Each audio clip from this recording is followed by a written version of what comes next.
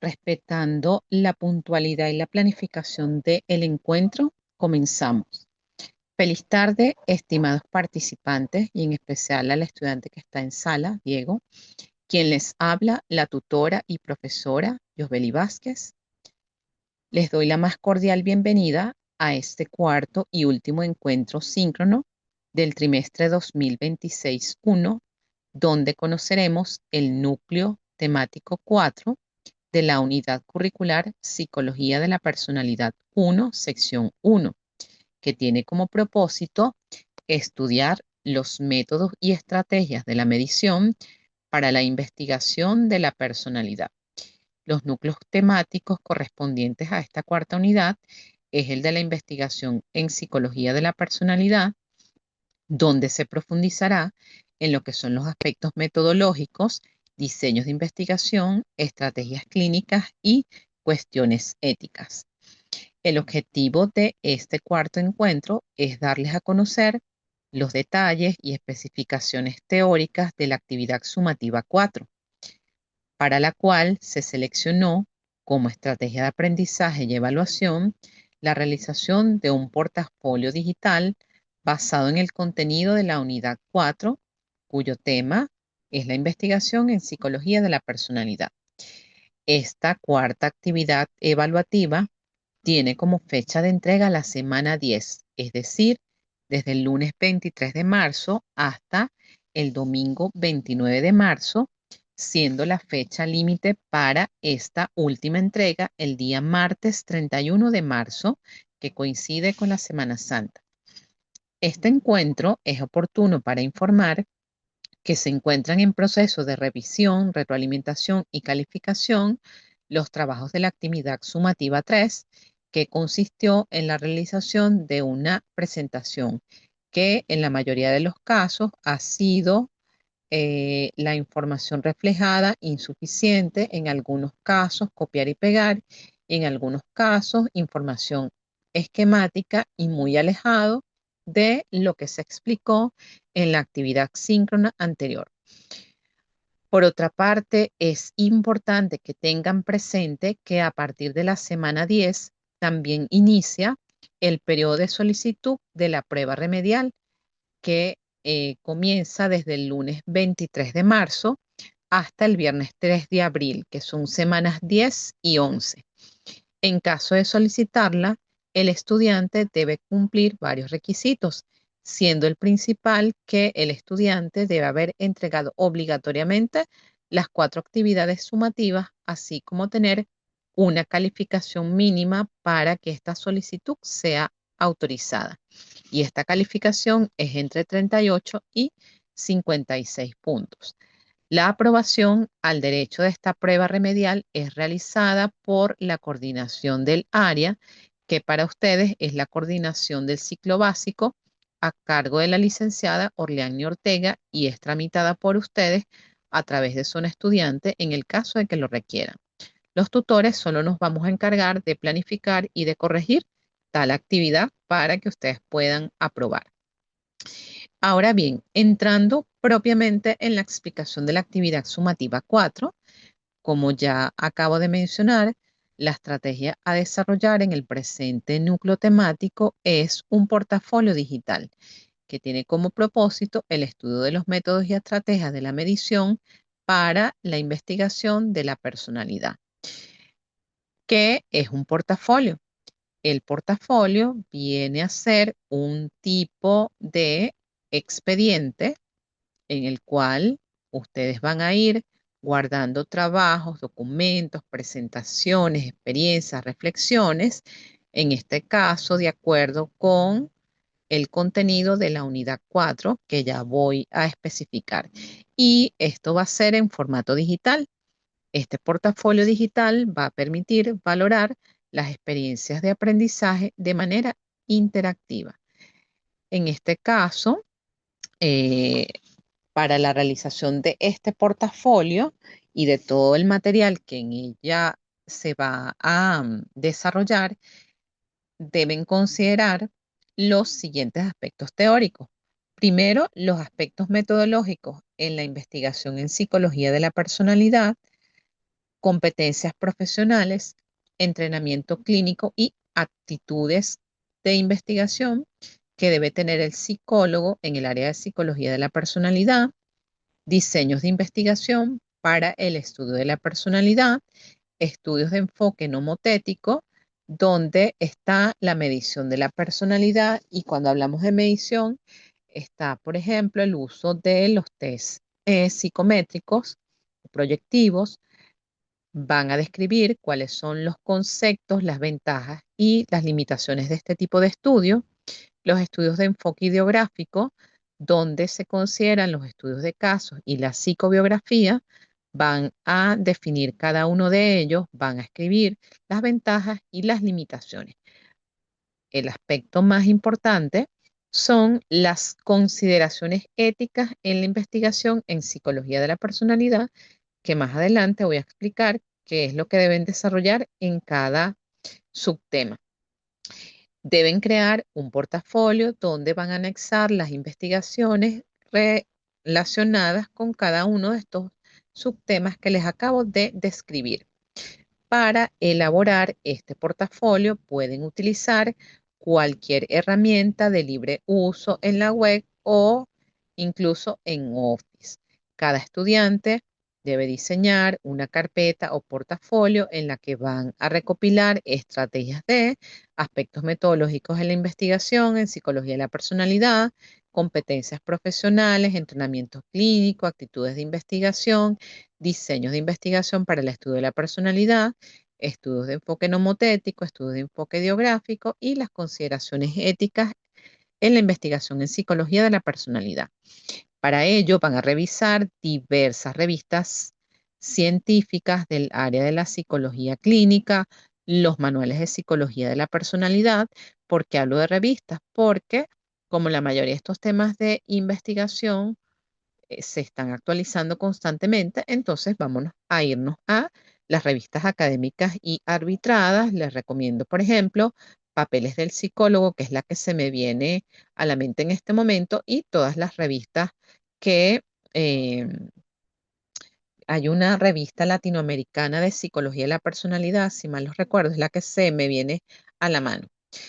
Posteriormente debe colocar en cada hoja del portafolio el resumen de la investigación o cada subtema debe ser, por ejemplo, em, el primero, que es aspectos metodológicos de la investigación en psicología, puede ser un resumen en Word. Competencias profesionales y entrenamiento clínico puede ser una presentación. Diseños de investigación para el estudio de la personalidad puede ser una infografía. Estudios de enfoque nomotético puede ser una revista o si ustedes quieren usar un resumen normalito, chévere. El estudios de enfoque ideográfico, un documento donde se desarrollan todo esto. Y estudios de enfoque ideográfico y las consideraciones éticas, es decir, que cada subtema debe tener su documento, bien sea un resumen en Word o un trabajo como ya lo hemos hecho, informes interpretativos, presentaciones, pero de estos temas. El portafolio no debe contener los trabajos de la sumativa 1, 2 ni 3. Solo debe estar enfocado en los subtemas de la unidad 4. Las lecturas básicas de esta unidad, como ya indiqué, al igual que las unidades anteriores, el manual de psicología de la personalidad de Bermúdez, pero pueden utilizar otros manuales, otras revistas, otros materiales. Es relevante utilizar la creatividad para representar el toque personal del portafolio, por eso les hablo de las presentaciones, de las infografías, de todas las estrategias, puede ser una B de Gauguin, puede ser un mapa mental, un mapa o un documento, sí, un documento o una estrategia que desarrollen para cada subtema. Si es la misma estrategia, no tengo problema. Existen diversos portafolios. En este caso van a ser un portafolio de tipo académico. En la descripción de la tarea se les presentan algunas ideas de cómo crear un portafolio. El primer enlace de YouTube los va a llevar a una pequeña un pequeño video donde va a estar reflejado cómo crear un portafolio. El segundo está dirigido a cómo hacer un portafolio utilizando la aplicación Canva.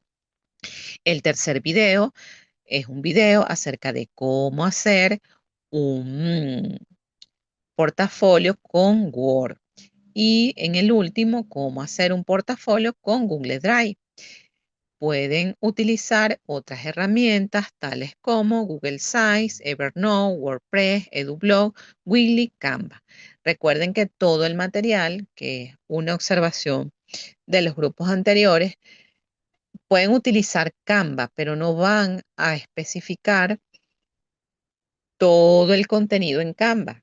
Canva puede tener unos enlaces externos y en esos enlaces externos es que ustedes van a desarrollar el subtema. O sea, pueden desarrollar una presentación general y en cada subtema puede ser un enlace a PDF, una presentación donde cada subtema va a estar desarrollado por ustedes mismos. El portafolio tampoco debe contener los artículos de cada uno de estos temas porque ¿cuál es el sentido? La idea es que ustedes desarrollen cada uno de los temas y que todo el material que esté en ese portafolio sea de su propia autoría. Ahora bien, con respecto a lo que son las disposiciones de forma de este portafolio, estos deben comunicarlo por escrito en un documento de Word.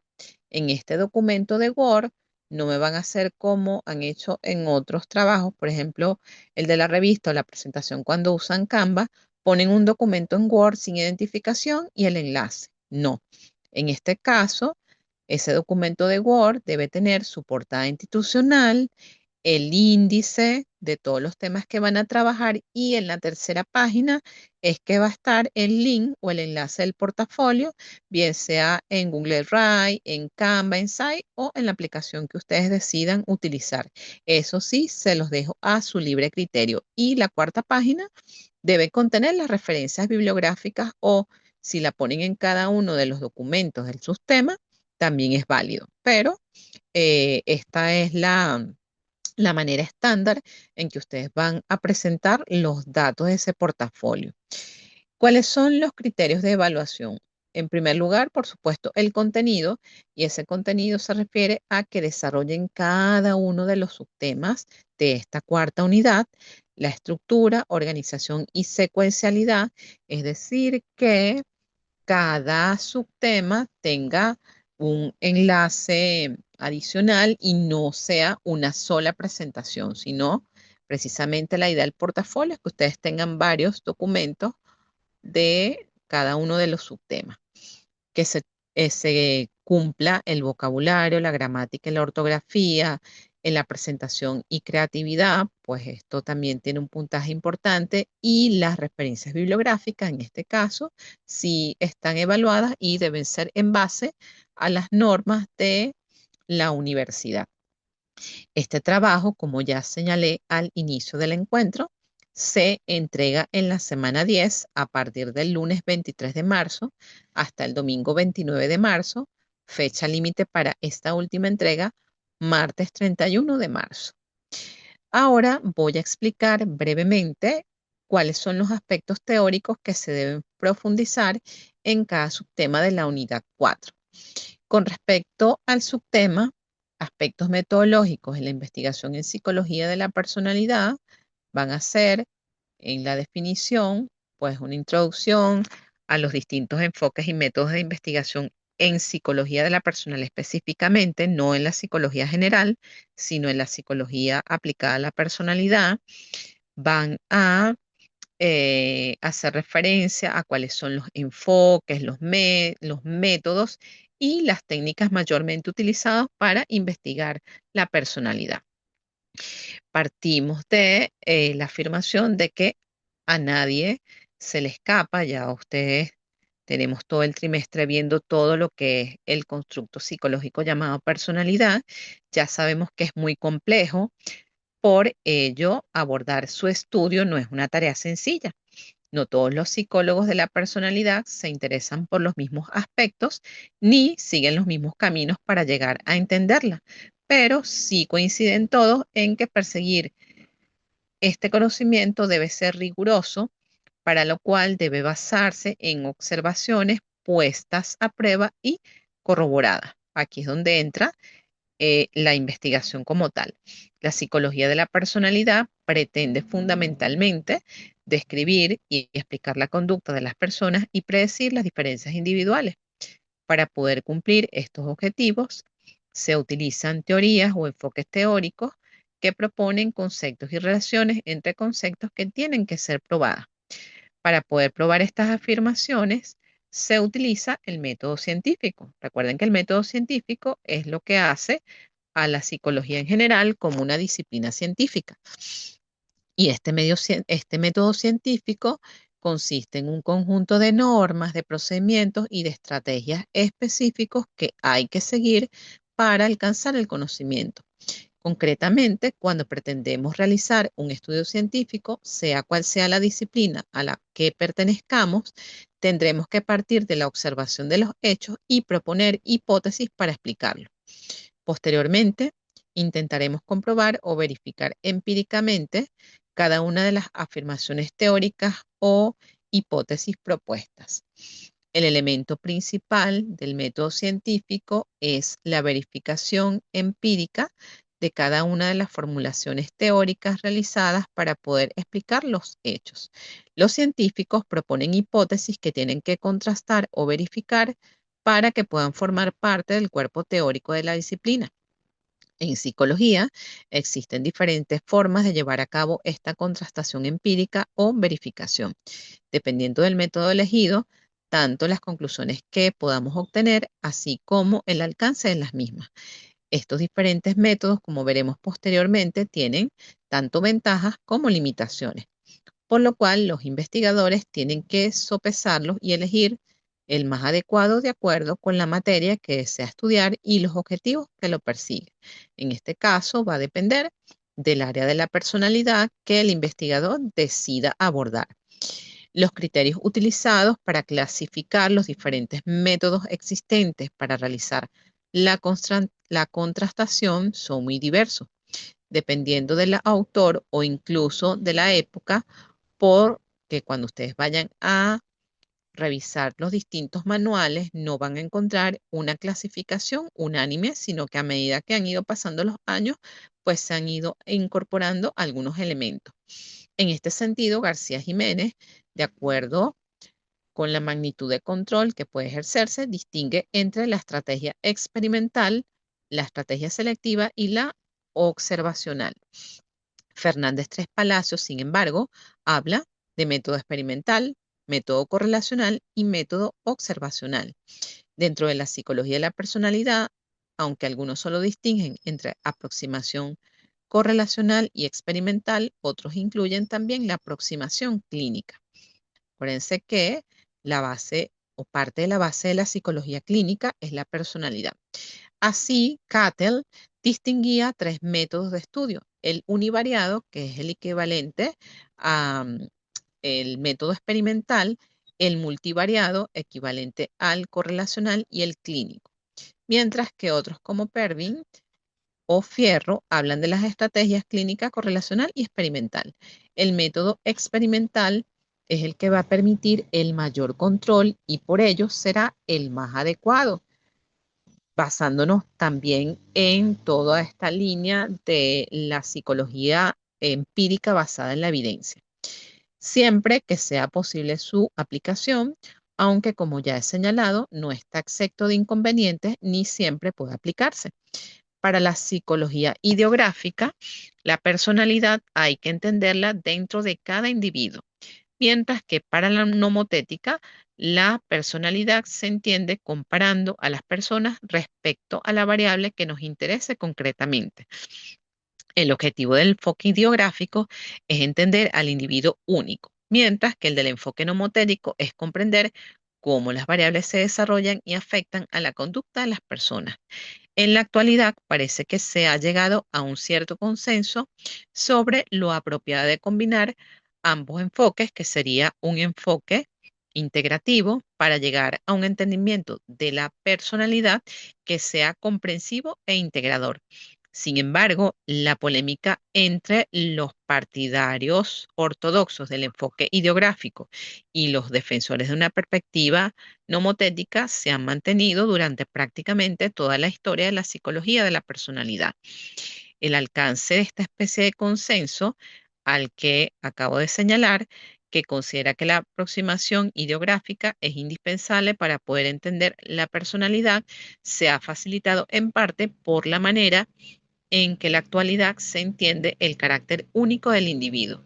El individuo puede considerarse único debido a que los elementos que conforman su personalidad, como rasgos, emociones, motivaciones, entre otros, sean diferentes a los elementos que caracterizan al resto de las personas. Pero también se puede entender que la persona es única porque los elementos que forman parte de su personalidad se organizan y estructuran de una manera singular, distinta o característica. Es esta última acepción la que comparten la gran mayoría de los expertos en el área en la actualidad y por ello una aproximación ideográfica a la personalidad ya no implica el análisis de unidades únicas ni requiere seguir principios diferentes a los de otras ciencias naturales, sino que hace hincapié en la necesidad de estudiar la personalidad del individuo y no solo las diferencias entre personas. Debemos decir también que la investigación en psicología de la personalidad, de acuerdo a lo que plasman estos distintos autores, utiliza diversos métodos, como estudios experimentales, correlacionales, estudios de casos, encuestas, observaciones. Y los investigadores deben considerar aspectos que esto lo van a ver en psicometría también, como la validez, la fiabilidad, la objetividad y la subjetividad al seleccionar métodos y herramientas. Los autores que hacen su contribución en esta primera parte son Gordon Allport, Eisen y Ramón Cattell. Ahora bien, con respecto a lo que son los enfoques de investigación, está el nomotético, ideográfico o los mixtos, los diseños de investigación experimental, correlacional, estudio de casos. Si hablamos de instrumentos de medición, hablaríamos de cuestionarios, escalas, entrevistas y las consideraciones éticas. Una psicobiografía, por ejemplo, viene a ser un estudio detallado y sistemático de la vida de una persona, enfocándose en el desarrollo psicológico de personalidad y en el desarrollo conductual. Una psicobiografía busca comprender la estructura y el funcionamiento de la personalidad de un individuo, explorando cómo fue su desarrollo y cómo ha sido su evolución a lo largo de su vida, lo que va a permitir la comprensión de la personalidad desde sus rasgos y sus motivaciones, identificar patrones de comportamiento y hábitos que inciden en el desarrollo de la personalidad. Se va a analizar la influencia del entorno y las experiencias de vida en la personalidad. Pueden ver entonces que, por ejemplo, este análisis de la influencia del entorno, podemos analizar la cultura, la educación, las normas, los valores que están asociadas al estudio de esta persona. Cuando hablamos de los estudios de caso, esto es un método de investigación que va a requerir un análisis detallado y exhaustivo de un individuo o de un grupo de individuos y tiene como objetivo comprender tanto la personalidad como la conducta. Se va a realizar a través de entrevistas estructuradas, semiestructuradas, observaciones, pruebas psicológicas para la comprensión de la personalidad. Y cuando hablamos de estas pruebas psicológicas, pues van a ser esas pruebas de carácter psicométrico o de carácter proyectivo, que esto no lo van a tocar muy por encima, ya que en Psicología de la Personalidad 2, pues van a tener la oportunidad de profundizar en estos aspectos. Ahora, con respecto a lo que son las competencias profesionales, el entrenamiento clínico y las aptitudes de investigación, van a ser su definición con respecto a que las competencias profesionales son esas habilidades y conocimientos que un psicólogo debe poseer para trabajar en psicología de la personalidad.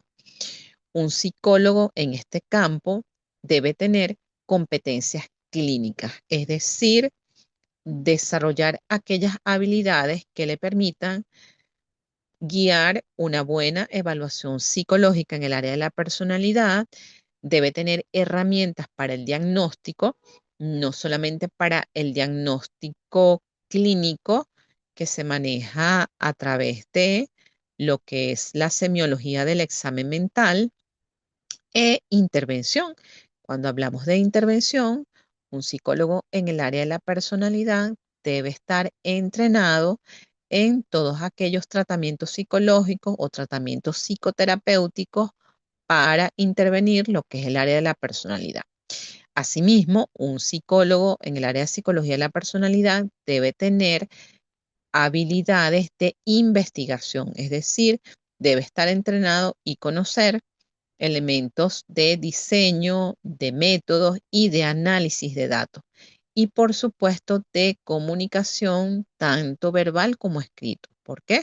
Porque a través de las psicobiografías, los estudios de caso, los análisis de pruebas, nosotros debemos tener eh, un manejo del lenguaje técnico para comunicar los resultados de esas evaluaciones, esos diagnósticos y la intervención, bien sea en un lenguaje técnico, si estamos hablando de un ambiente formal, de un lenguaje técnico, pero dirigido a los pacientes, si estamos hablando de intervenciones psicológicas propiamente, si es un instituto de investigación, pues sí sofisticamos un poco más ese lenguaje técnico. Si estamos trabajando en un colegio, pues adaptamos el lenguaje a ese entorno educativo. Si estamos trabajando en una organización o en una empresa, pues adaptamos ese lenguaje a la organización. Es fundamental ese entrenamiento clínico. Ese entrenamiento clínico incluye, por supuesto, la destreza técnica, y la destreza técnica es conocer, manejar e instruirse en la administración, corrección e interpretación de cada uno de estos instrumentos: estudio de casos, psicobiografías, pruebas psicométricas, pruebas proyectivas, pruebas de lámina y la supervisión de casos. La supervisión es que un psicólogo más entrenado te guíe y te acompañe en el desarrollo de ese entrenamiento, y que es fundamental para desarrollar estas habilidades. Para conocer algunas de las competencias profesionales del entrenamiento clínico y esas actitudes de investigación, es importante que se revisen los criterios que establece la APA o la Asociación Americana de Psicología al respecto. Van a ubicarse la Sociedad Psicológica Británica o BPS. Con respecto a esas competencias clínicas propiamente dicho, esto, como ya señalé, es esa capacidad para poder evaluar y diagnosticar trastornos de personalidad y otras condiciones relacionadas específicamente con la personalidad. También debe tenerse el conocimiento y manejo de los criterios diagnósticos de los trastornos de la personalidad según los manuales diagnósticos conocidos como DSM-5 y CIE-11 o DSM-5 revisados, que es la versión más actual, y todos los otros instrumentos psicométricos para la evaluación específica de los trastornos de la personalidad. Habilidad para realizar entrevistas clínicas, bien sea de corte conductual o de corte más general o psicodinámico, enfocado a explorar todas aquellas áreas de personalidad, aplicar pruebas psicológicas de personalidad, no de inteligencia, no de competencia, sino específicamente aquellas pruebas psicológicas que evalúen el constructo personalidad, comprender los procesos psicológicos subyacentes que inciden en el desarrollo de los trastornos de la personalidad. Esto lo vamos a ver en Psicología de la Personalidad 2. Conocer cuáles son las diferencias culturales y su impacto en la personalidad y en el desarrollo de los trastornos de la personalidad. Habilidad para trabajar con pacientes de diferentes orígenes culturales y adaptar los tratamientos según sea necesario. Esto quiere decir que no podemos aplicar todas las pruebas, ni todas las técnicas, ni todos los tipos de investigación a todas las poblaciones, sino que debemos singularizarnos o adaptarnos a las características. No es lo mismo que nosotros estemos haciendo una evaluación con adolescentes que una evaluación de personalidad con adultos o adultos mayores. Esto tendrá sus particularidades. mm, Debemos adaptar si estamos trabajando con un adulto que no tenga ningún tipo de afectación en la personalidad o si estamos trabajando, por ejemplo, de manera específica con pacientes que tengan un trastorno límite de personalidad y así sucesivamente. Las competencias de investigación, esto tiene que ver con el diseño, métodos, análisis de datos, con toda la formación psicométrica que debe tener el psicólogo acerca de el manejo de estadístico, creación de pruebas, entre otros. El entrenamiento clínico y supervisión, específicamente, como ya les mencioné, conocimiento de las diferentes modalidades de tratamiento, como la terapia bajo el enfoque cognitivo-conductual, las terapias humanistas, las terapias psicodinámicas, las integrativas, entre otros. Habilidades también para establecer una relación terapéutica efectiva con los pacientes que esté marcado por una adecuada capacidad de comunicación asertiva y efectiva, donde se desarrolle la empatía, pero no solo la empatía conocida como esa capacidad de ponerse en el lugar del otro, sino empatía cognitiva y emocional. La cognitiva es esa capacidad que tenemos para comprender los pensamientos y el punto de vista del otro, y la empatía emocional para poder comprender las emociones que experimenta la otra persona, y la preocupación empática es no solamente ponerme en el lugar de esas personas, sino qué hacer con las emociones y con el pensamiento del otro. Eso les va a permitir comprender los pacientes y sus experiencias. Es importante dentro de este entrenamiento el desarrollo profesional continuo. Esto es un compromiso con la formación y actualización, con las últimas investigaciones y los avances en la psicología de la personalidad.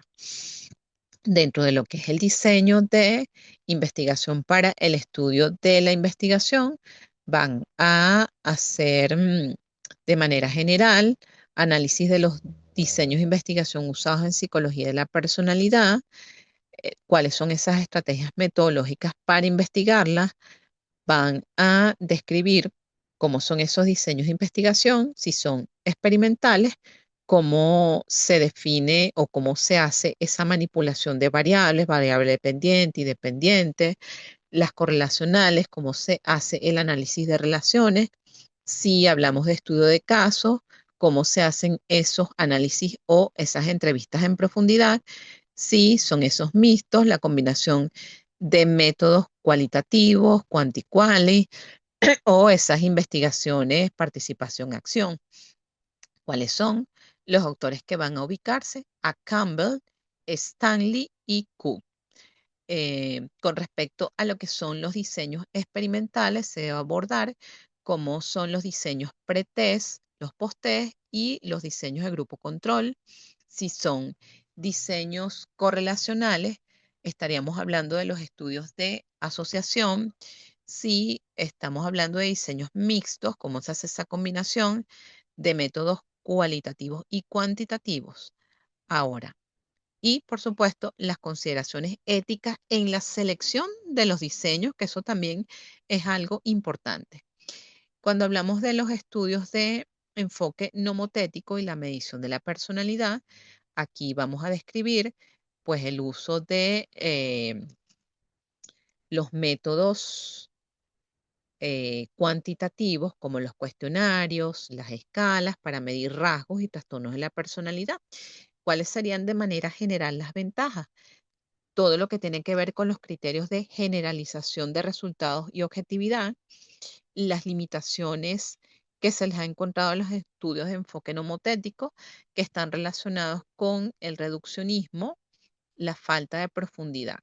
Los autores que vamos a ubicar en este caso son a Eisen, Ramón Cattell, Costa McCrae, donde vamos también a ubicar, pues, qué dicen las teorías de la personalidad con respecto a estos estudios de enfoque nomotético, abordan cuáles son quizás los cuestionarios mayormente utilizados, las escalas, hablan de las ventajas y de esas limitaciones con respecto a lo que es el reduccionismo.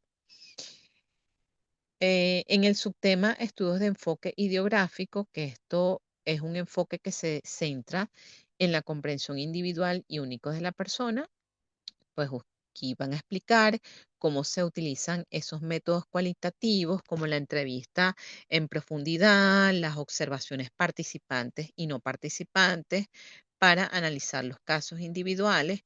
Algunas de las ventajas del enfoque ideográfico ha sido la profundidad en la investigación, la riqueza en la obtención de datos. Las limitaciones están relacionadas con la subjetividad y la falta de generalización.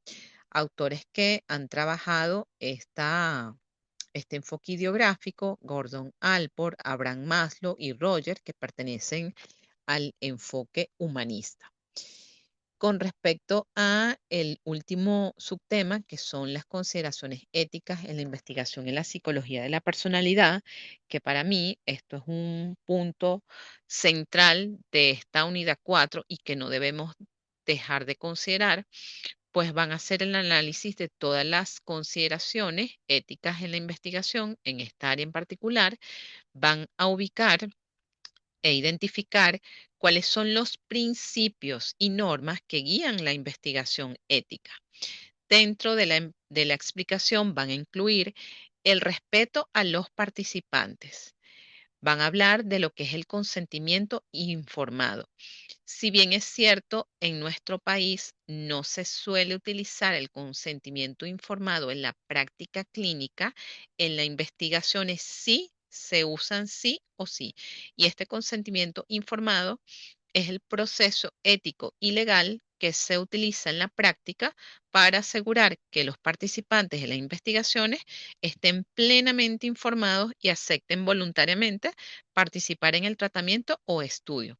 En este consentimiento informado se precisa y se explica cuál es el propósito o el objetivo de la investigación, se describen los procedimientos que se realizarán, así como los posibles riesgos o beneficios asociados, se le informan las alternativas, lo cual va a ayudar a prevenir daños, iatrogenia o riesgos asociados con el estudio, mejora la confianza y esa relación terapéutica, aumenta la confianza del participante en el investigador.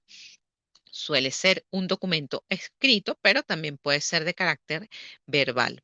Por cuestiones de ética y legalidad, pues en las investigaciones se recurre a ese consentimiento informado escrito.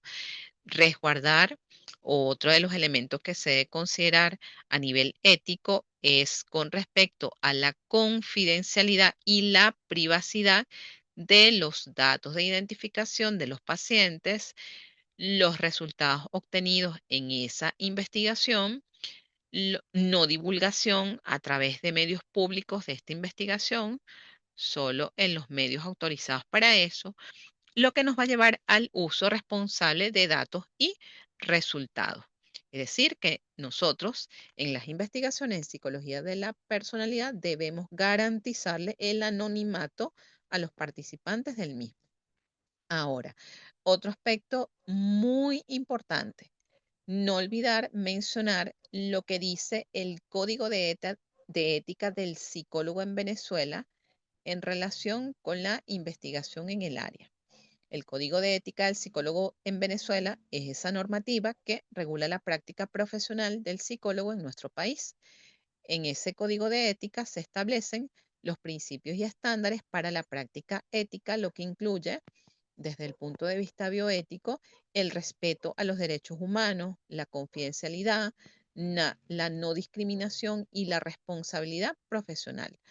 Hay algunos artículos específicos que van a estar descritos en el resumen teórico que les dejo de la unidad Sin embargo, aquí les hago la mención a que busquen lo que dice la Asociación Americana de Psicología con respecto a las investigaciones, la Sociedad Psicológica Británica, el Código de Ética del Psicólogo Venezolano. ¿Cuáles son los principios éticos que rigen la investigación? El respeto, la beneficencia y la no maleficencia. Estos son derechos bioéticos fundamentales para asegurar que se respeten tanto los derechos de los participantes como la dignidad de los mismos que participan en investigaciones. Respeto en este contexto es derecho del individuo a tomar decisiones informadas y a ser tratados con dignidad y respeto, y el derecho incluso de retirarse de la investigación si no desea seguir participando. La beneficencia es hacer el bien y se refiere a la obligación de promover el bienestar del paciente o participante de las investigaciones. No maleficencia es no hacer el daño, minimizando los riesgos asociados a la evaluación, intervención o investigación. Es importante el monitoreo del progreso del participante haciendo los ajustes necesarios. Hay derecho a ese consentimiento informado, la confidencialidad y la privacidad, y garantizarle el uso de los datos y resultados solo de carácter investigativo. Recuerden que tienen la clase teórica de la unidad 4 para profundizar algunos de los aspectos que les he señalado, sobre todo estos que tienen que ver con el código de ética del psicólogo venezolano. Con esta explicación damos por culminada esta última y cuarta actividad síncrona para la unidad curricular Psicología de la Personalidad 1, sección 1. Este es el momento y el espacio para sus dudas, preguntas, comentarios. Si no la tienen en este momento, recuerden que me pueden contactar también a través de la mensajería del aula virtual. Eh, Pueden hacer uso del chat para sus preguntas o inquietudes, o el uso del micrófono también. Los Por mi participantes. parte, por mi parte, todo está más que claro, profesora. No, no tengo ninguna duda ni nada por el estilo. Ok, muchas gracias. La otra participante que está en sala, ¿tiene alguna duda? En la parte inicial del encuentro expliqué cómo debe realizarse el portafolio y cuáles. Yo los invito a ver estos videos que están en las instrucciones de la tarea, que de verdad están bastante sencillos. Si ustedes siguen esos pasos, van a hacer su tarea de la manera en que se espera, además que aprenden a utilizar esos recursos tecnológicos. ¿Alguna otra duda, comentario?